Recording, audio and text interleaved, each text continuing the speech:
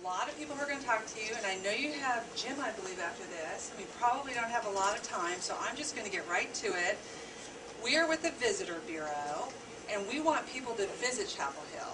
And by the time we're done today, I think you're going to know more about Chapel Hill, and you're going to be able to tell all your friends and family far away to visit as well. So to help us introduce our very special guest today is one of your classmates' dads, and a good friend of tourism and a good friend of ours, Mr. Brad Broadwell. Thank you, boys and girls, and thank you, ladies and gentlemen. I was going to be introduced as Nell's dad, and that's all you really need to know. But it's a pleasure to be here today with all of you guys.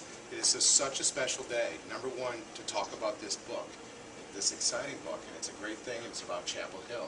Number two, that I'm able to have the honor to introduce our mayor. And number three, that for the first time in my life, I'm able to come into a public audience and talk in front of my daughter. And that's about the most special thing that I have done in a long period of time. So without any further ado, it's my honor to talk about our mayor, Mayor Mark Kleinschmidt. And Mayor Kleinschmidt used to be a teacher. So he's very familiar with what you're going through and very familiar with the school systems, and he's very proud of the Chapel Hill school system, which he strongly supports. Number two, after he got into teaching for a while, and after he came out of teaching, he went to law school here at the University of North Carolina, which probably precipitated his interest in politics. It might have been before that, but I don't know Mark. I've just known Mark for a couple of years. But Mark was on our town council, and then he moved up to being our mayor. There's many special things about our mayor, but one of the most special things is he represents about only 3% of us and you out there. He has a twin. So 1 in 33 people. Mark's very special because he is 1 in 33 people that have a twin, and he has a twin sister. So I don't want to say much more. I'm going to turn it over to our mayor and our friend to education, and our friend to everybody in this room, Mayor Mark Kleinschmidt. That was a really nice introduction. I don't think I've ever, I haven't been mayor for very long, so I haven't had very many people introduce me. And that was one of the nicest ones I think I've ever heard. And thank you very much, Brad. It is great to be here with you this morning, and I'm so excited to be back in the school again. Having been a teacher for many years, but now it's been a long time ago. Coming back into the schools is one of my favorite things to do. And I've already been to Scroggs Elementary, so I was really glad now to get up to Seawell, because I just live around the corner. So this is a real easy trip for me. And it's great to see all of your faces this morning. You know, we're here to launch a brand new book about Chapel Hill, my favorite town. And I'm sure it's yours too, right? And it's a story about a new person to our town, and how she learns about our community and falls in love with it, just like you and I do. So should we just go ahead and begin? Mayor Mark? Yes. I think you have some help. I do. Nell, where is Nell? Oh, there's Nell. Nell. Hi, Nell. She is going to help the children see the book as you are reading, and Kimberly Morris over there will also try to follow. So everybody out here in the back can also follow and see the images. That's wonderful. Now, thank you so much for your help. Are you going to come up here and sit with me? So you're going to show them the pictures as we read together? Okay. So this is Once Upon a Hill. It's Chapel Hill.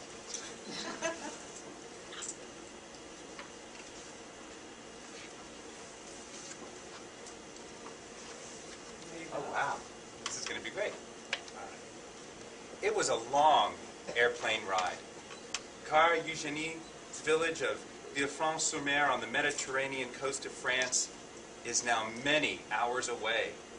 Her parents have promised her a new school full of friendly children, like this one. Papa is going to be a medical resident at the University of North Carolina Hospitals in a town called Chapel Hill. Mother, has told her a story about a chapel on a hill for which the town is named.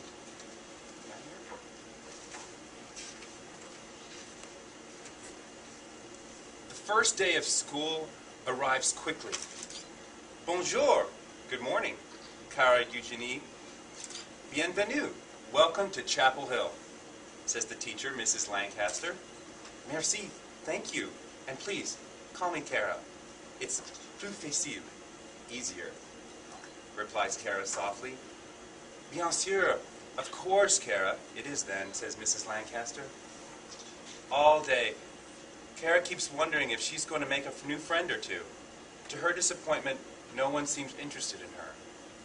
Before long, it's time to go home, but Cara consoles herself. Perhaps tomorrow will be different.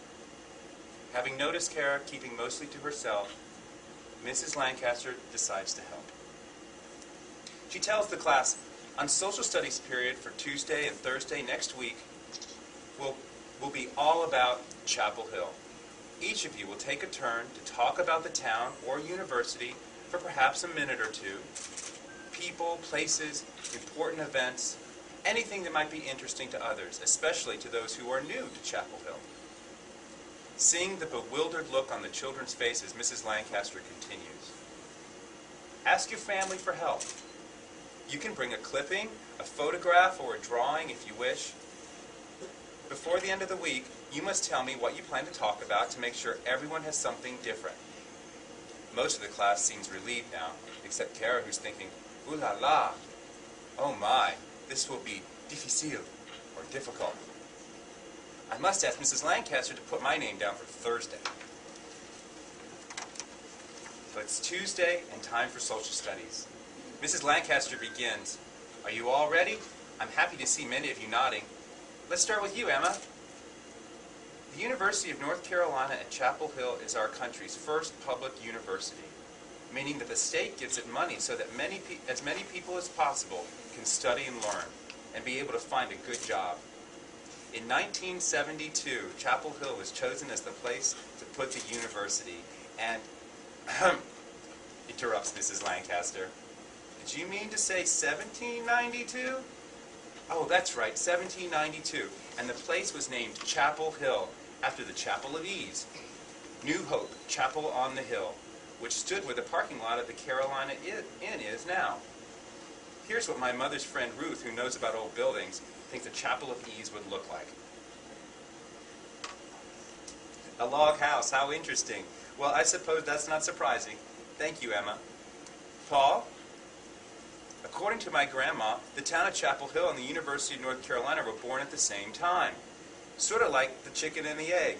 Hard to say which one came first, and that October 12th, 1793 is to many people the date of the birth of the university.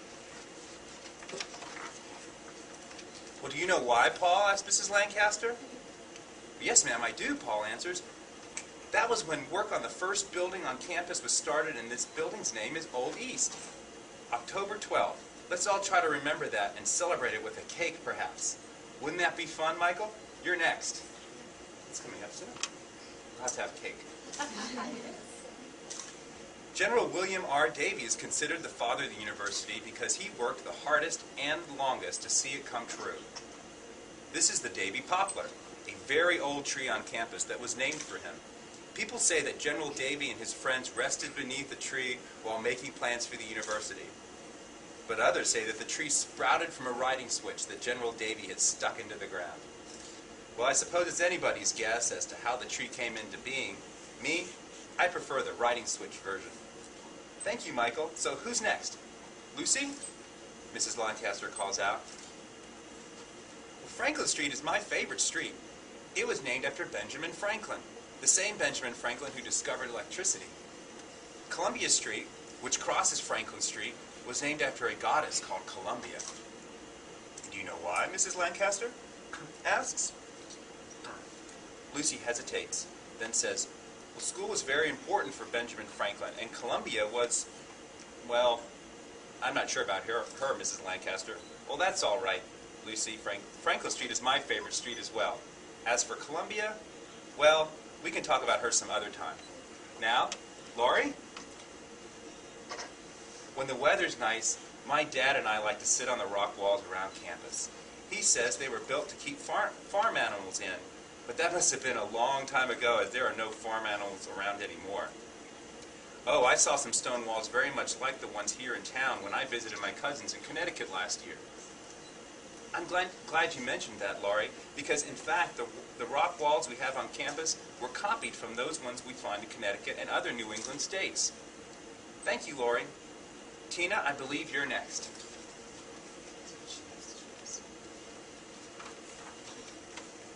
Well, one by one, the children step forward and share their information with the rest of the class. The children learned from Tina that the village of Chapel Hill and the university grew and grew, but the university had to close for a while because of the Civil War. When it reopened, a lady named Cornelia Spencer ran all the way up to the top of the main building and rang the bell to let the village know. Ben tells the class that the railroad tracks were completed in 1882 to connect Hillsborough to Chapel Hill. They're right over there. You know that they're right over there? A train depot was built in a little place called West End, known today as Carborough. The train depot is still there, but it's not used for trains anymore. Pizu talks about two famous people, Frank Porter Graham and William Friday, who had buildings named after them because they were two of the most admired presidents of the university. Honesty and respect for others were very important to both of them. Claire shares that her mom teaches French and likes to tell her class about the old well on campus. Its cover was designed to be like the Temple of Love at the Palace of Versailles in Paris. It's a popular place for visitors to have their picture taken on campus. Mrs. Lancaster looks at Kara and winks, then says, "Isn't it nice to have a little bit of France right here in Chapel Hill?" Merci, Claire.